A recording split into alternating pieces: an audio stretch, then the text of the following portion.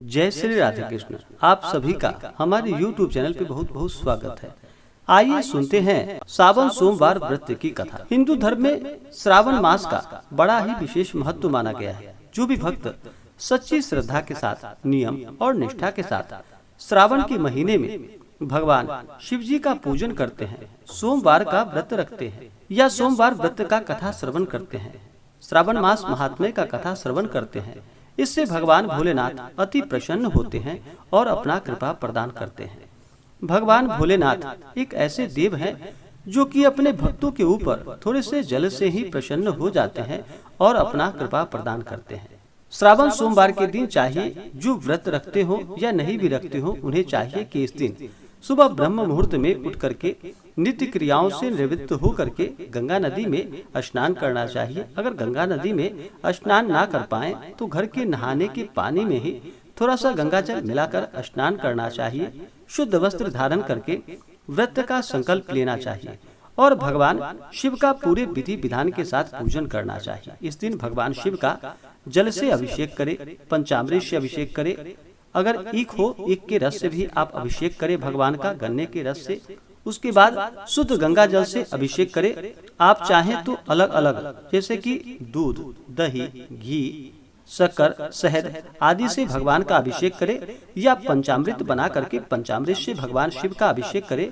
उसके बाद शुद्ध गंगा जल से अभिषेक करें। फिर भगवान भोलेनाथ को सफेद वस्त्र अर्पित करें, यज्ञोपवीत उन्हें चढ़ाएं। फिर अक्षत, चंदन, पुष्पों की माला भगवान शिव जी को अर्पित करें। भगवान भोलेनाथ को सफेद पुष्प अति प्रिय है या मंदार की माला भगवान शिव को अर्पित करें। बिलपत्र, भांग, धतूरा, शमी पत्र भगवान शिव को चढ़ाएं। बिलपत्र पे राम का नाम लिख करके या नमः शिवाय लिख करके भगवान शिव को चढ़ाना चाहिए। जो भी सच्ची श्रद्धा के साथ भगवान शिव को बिलपत्र अर्पित करते हैं, उनके 3 जन्मों के पाप भी नष्ट हो जाते हैं। त्रिदलम त्रिगुणाकारम त्रिनेत्रम च त्रिधायुधम त्रिजन्म पाप संहारम बिल्वपत्रम शिवार्पणम। जो भी सच्ची श्रद्धा के साथ भगवान शिव जी को बिलपत्र चढ़ाते हैं तो भगवान शिव जी उनके 3 जन्मों के पाप को नष्ट कर देते हैं। तो भगवान शिव जी को बिलपत्र अवश्य चढ़ाएं।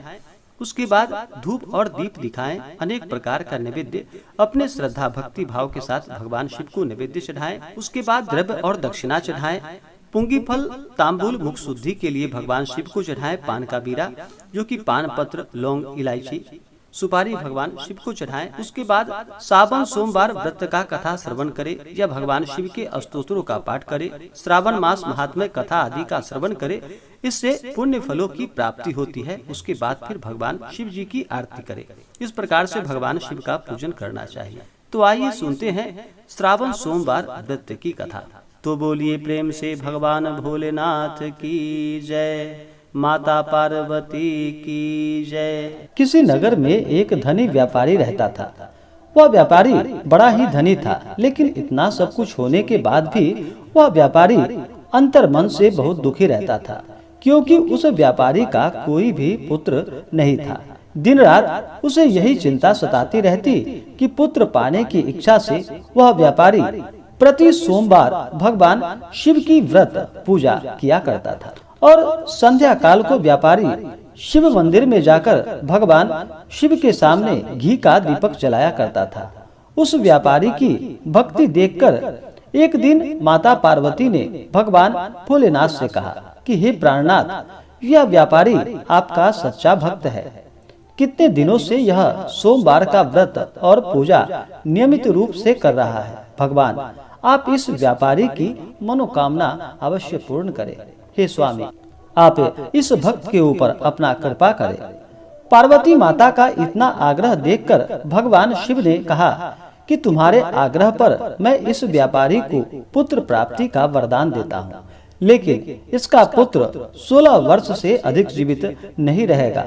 उसी रात भगवान शिव ने स्वप्न में उस व्यापारी को दर्शन देकर उसे पुत्र प्राप्ति का वरदान दे दिया और उसके पुत्र के 16 वर्ष तक जीवित रहने की बात भी बताई। भगवान के वरदान के बाद व्यापारी को खुशी तो हुई, लेकिन पुत्र की अल्प आयु की चिंता ने उस खुशी को नष्ट कर दिया।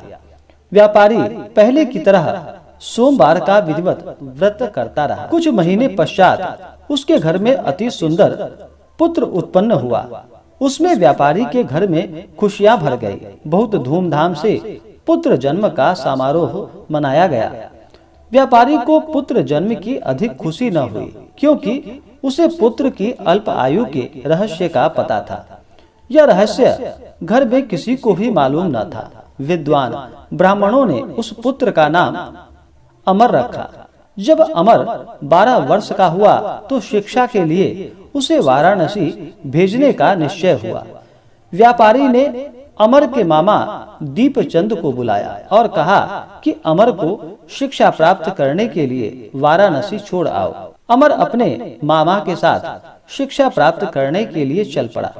रास्ते में जहाँ भी अमर और दीपचंद रात्रि में विश्राम के लिए ठहरते, वहीं यज्ञ करते और ब्राह्मणों को भोजन कराते जाते। लंबी यात्रा के बाद अमर और दीपचंद एक नगर में पहुँचे। उस नगर के राजा की कन्या के विवाह की खुशी में पूरे नगर को सजाया गया था। निश्चित समय पर बारात आ गई, लेकिन वर का पिता अपने बेटे के एक आंख से काने होने के कारण बहुत चिंतित था। उसे यह बात का भय सता रहा था कि राजा को इस बात का पता चलने पर कहीं वह विवाह से इनकार न कर दे, इससे उसकी बदनामी होगी। वर के पिता ने अमर को देखा तो उसके मस्तिष्क में एक विचार आया। उसने सोचा, क्यों न इस लड़के को दूल्हा बनाकर राजकुमारी से विवाह करवा दूं। विवाह के बाद इसको धन देकर विदा कर दूंगा और राजकुमारी को अपने नगर में ले जाऊंगा। वर के पिता ने इस संबंध में अमर और दीपचंद से बात की।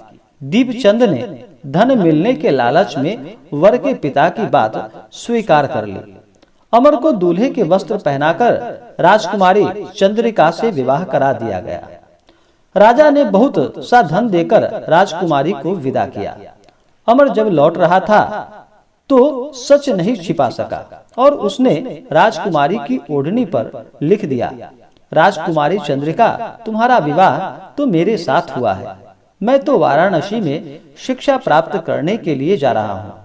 अब तुम्हें जिस नवयुवक की पत्नी बनना पड़ेगा वह एक आंख से काना है। जब राजकुमारी ने अपनी ओढ़नी पर लिखा हुआ पढ़ा तो उसने काने लड़के के साथ जाने से इनकार कर दिया। राजा ने सब बातें जानकर राजकुमारी को महल में ही रख लिया। उधर अमर अपने मामा दीपचंद के साथ वाराणसी पहुंच गया। अमर ने गुरुकुल में पढ़ना शुरू कर दिया। जब अमर की आयु 16 वर्ष पूरी हुई तो उसने एक यज्ञ किया। यज्ञ की समाप्ति पर ब्राह्मणों को भोजन कराया और खूब अन्न वस्त्र दान किए। रात को अमर अपने शयन कक्ष में सो गया। शिव के वरदान के अनुसार शयनावस्था में अमर के प्राण पखेरु उड़ गए। सूर्योदय होने पर मामा अमर को मृत देखकर रोने और पीटने लगा। आसपास के लोग भी वहां पर एकत्र होकर दुख प्रकट करने लगे। मामा ने रो रो कर बुरा हाल कर लिया और विलाप करने के स्वर समीप से गुजरते हुए भगवान शिव और माता पार्वती ने भी सुनी। पार्वती माता ने भगवान शिव से कहा कि हे प्राणनाथ, मुझे इसके रोने के स्वर में अब मुझसे सहन नहीं हो पा रहा। आप इस व्यक्ति के कष्ट को दूर कीजिए। हे प्राणनाथ, आप इसके ऊपर कृपा कीजिए। भगवान शिव ने पार्वती माता के साथ अदृश्य रूप में समीप जाकर अमर को देखा तो पार्वती जी से बोले कि पार्वती, यह तो उसी व्यापारी का पुत्र है। मैंने इसे 16 वर्ष की आयु प्रदान की थी और इसे वरदान दिया था। इसकी आयु तो अब पूरी हो गई। पार्वती माता ने फिर भगवान शिव से निवेदन किया कि हे प्राणनाथ, आप इस लड़के को जीवित करें, नहीं तो इसके माता पिता पुत्र की मृत्यु के कारण रो रो कर अपने प्राणों को त्याग देंगे। इस लड़के का पिता तो आपका परम भक्त है। वर्षों से सोमवार का व्रत करते हुए आपको भोग लगा रहा है। पार्वती माता के आग्रह करने पर भगवान शिव ने उस लड़के को जीवित होने का वरदान दे दिया और कुछ ही पल में वह जीवित होकर उठकर बैठ गया। शिक्षा समाप्त करके अमर मामा के साथ अपने नगर की ओर चल दिया। दोनों चलते हुए उसी नगर में पहुंचे जहां पर अमर का विवाह हुआ था। उस नगर में भी अमर ने यज्ञ का आयोजन किया। समीप से गुजरते हुए नगर के राजा ने यज्ञ का आयोजन देखा। राजा ने अमर को तुरंत पहचान लिया। यज्ञ समाप्त होने पर राजा अमर को और उसके मामा को महल में ले गया और कुछ दिन उन्हें महल में रखकर बहुत सा धन वस्त्र देकर राजकुमारी के साथ विदा किया। रास्ते में सुरक्षा के लिए राजा ने बहुत सारे सैनिकों को भी साथ भेजा। दीपचंद ने नगर में पहुंचते ही एक दूत को घर भेजा और अपने आगमन की सूचना भेजी। अपने बेटे अमर के जीवित वापस लौटने की सूचना से व्यापारी बहुत प्रसन्न हुआ। व्यापारी ने अपनी पत्नी के साथ स्वयं को एक कमरे में बंद कर रखा था। भूखे प्यासे रहकर व्यापारी और उसकी पत्नी बेटे की प्रतीक्षा कर रहे थे। उन्होंने प्रतिज्ञा कर रखी थी कि यदि उन्हें अपने बेटे की मृत्यु का समाचार मिला तो दोनों अपने प्राण को त्याग देंगे। व्यापारी अपनी पत्नी और मित्रों के साथ नगर के द्वार पर पहुंचा। अपने बेटे के विवाह का समाचार सुनकर पुत्र वधू राजकुमारी चंद्रिका को देखकर उसकी खुशी का ठिकाना न रहा। उसी रात भगवान शिव ने व्यापारी के स्वप्न में आकर कहा कि हे श्रेष्ठी, मैंने तेरे सोमवार के व्रत करने और व्रत कथा सुनने से प्रसन्न होकर तेरे पुत्र को लंबी आयु प्रदान की है। व्यापारी बहुत प्रसन्न हुआ। सोमवार का व्रत करने से व्यापारी घर में खुशियां लौट आई। शास्त्रों में लिखा है कि जो स्त्री पुरुष सोमवार का विधिवत व्रत करते हैं और व्रत कथा सुनते हैं उनकी सभी इच्छाएं पूरी होती है।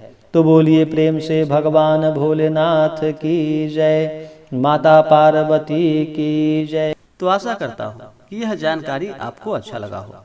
ऐसे ही ज्ञानवर्धक जानकारियाँ प्राप्त करने के लिए हमारे इस चैनल पे अगर आप नए हैं तो चैनल को लाल बटन दबा करके सब्सक्राइब करें, साथ में बेल आइकन घंटी को दबाएं ताकि मेरे वीडियो का नोटिफिकेशन आपको समय से मिलता रहे। वीडियो को लाइक करें, शेयर करें, सुखी रहें और स्वस्थ रहें। जय श्री राधे कृष्ण। धन्यवाद।